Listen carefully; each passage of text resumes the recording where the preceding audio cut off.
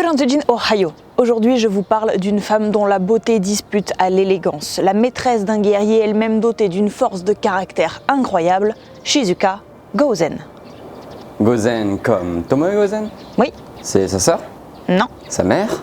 Non plus. Une cousine perdue élevée par les loups? Quoi? Non.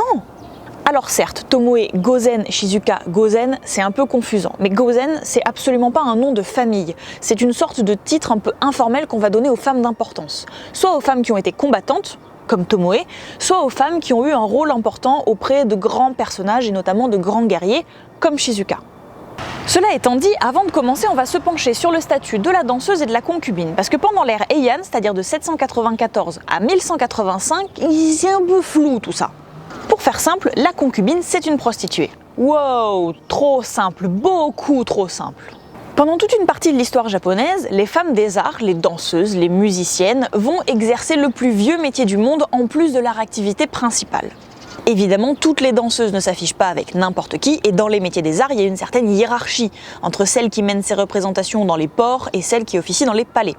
Forcément, les nobles, ces jeunes femmes qui dansent pour leur bon plaisir, ça les émoustille un peu. Donc elles vont régulièrement avoir des relations avec les nobles en question et en échange de certaines faveurs sexuelles, ils vont devenir leurs protecteurs.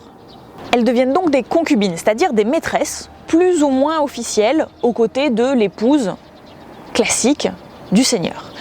Et elles vont pas forcément être plus maltraitées que l'épouse. À l'époque, des fils de concubines ont souvent été aussi bien traités que les fils de l'épouse officielle, et c'est pas rare de voir certains d'entre eux émerger comme de grandes figures de leur famille. Minamoto no Yoshitsune, par exemple, c'est le fils d'une concubine et ça l'a pas empêché d'avoir un destin hors du commun.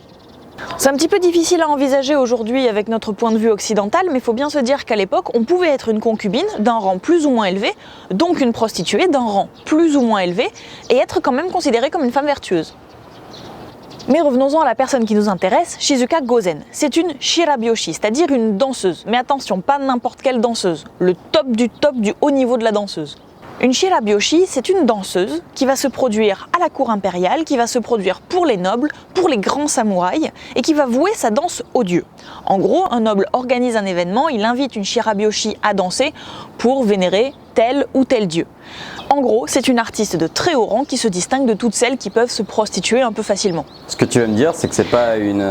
C'est pas une prostituée. Bon, dans les faits, c'est extrêmement courant qu'une shirabyoshi ait une relation avec l'un des nobles pour lequel elle se produit régulièrement. Shizuka, c'est ça. Une shirabyoshi, fille elle-même de shirabyoshi, elle naît en 1167 et elle se produit régulièrement à la cour impériale. En 1182, le Japon fait face à une sécheresse d'enfer et l'empereur retiré, Go-Shirakawa, va tout faire pour faire tomber la pluie. Il va commencer par demander à 100 moines de chanter.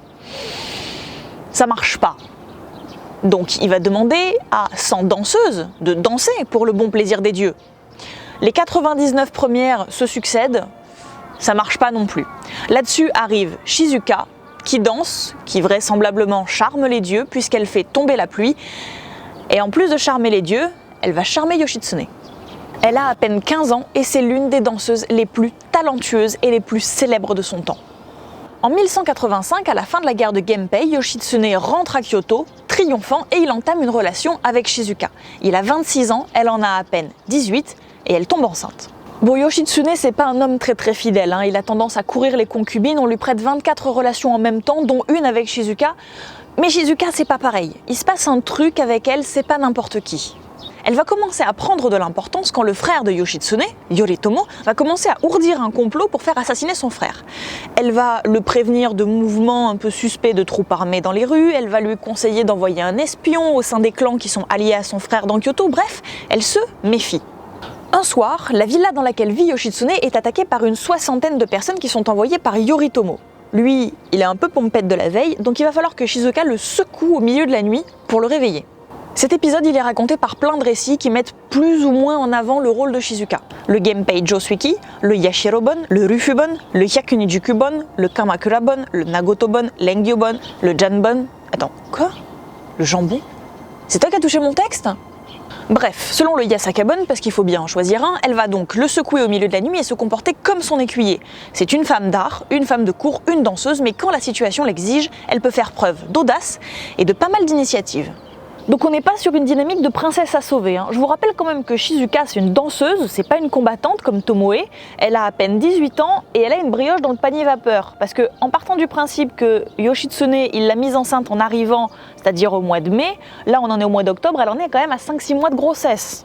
À l'issue de cet incident, bon, ton grand frère qui envoie un commando de 60 personnes pour t'assassiner dans la nuit, moi j'appelle ça plutôt un drame qu'un incident, mais bon, passons. Yoshitsune fuit Kyoto, accompagné de quelques partisans fidèles, 4 à 20 selon les versions, et donc de Shizuka. Sauf que se promener en clandestin sur les petites routes du Japon avec une femme enceinte, c'est moyen pratique et moyennement discret. Donc il va finir par se laisser convaincre par ses partisans et se séparer de Shizuka. Il va lui demander de rentrer à Kyoto, de se mettre soit sous la protection de l'empereur, soit sous la protection d'un temple, et d'attendre que les choses se tassent un peu. Donc ils se font des adieux absolument déchirants, lui il part vers le nord, et elle retourne vers Kyoto donc.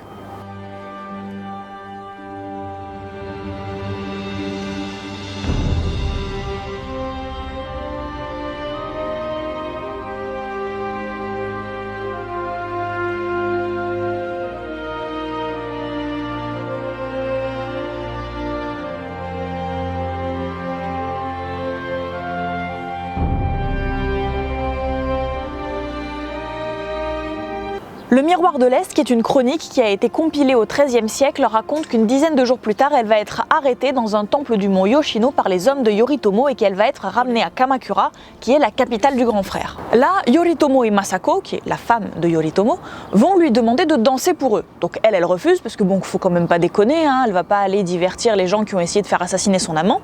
Donc elle leur tient tête, ils vont lui demander 1 fois, 2 fois, 3 fois, puis bon, au bout d'un moment, elle va finir par accepter.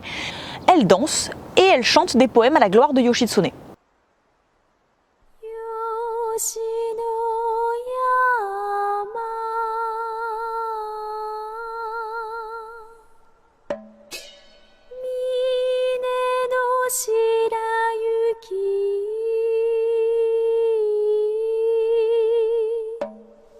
Donc Yoritomo, ça lui plaît pas du tout, mais alors pas du tout cette blague, donc elle est à ça de perdre sa tête.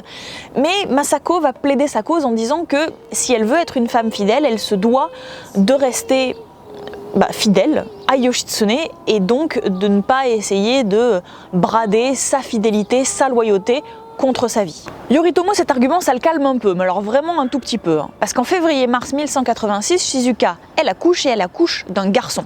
Évidemment, il va pas laisser se balader l'héritier de son ennemi juré, donc il enlève l'enfant à sa mère et il le fait assassiner. Tranquillement. Quelques jours plus tard, Shizuka va réussir à s'enfuir de la demeure et selon les versions, soit elle va rejoindre Kyoto, se faire nonne et mourir de chagrin 1 an plus tard, soit se faire intercepter dans la forêt par les hommes de Yoritomo et se faire assassiner. Elle a à peine 19 ans.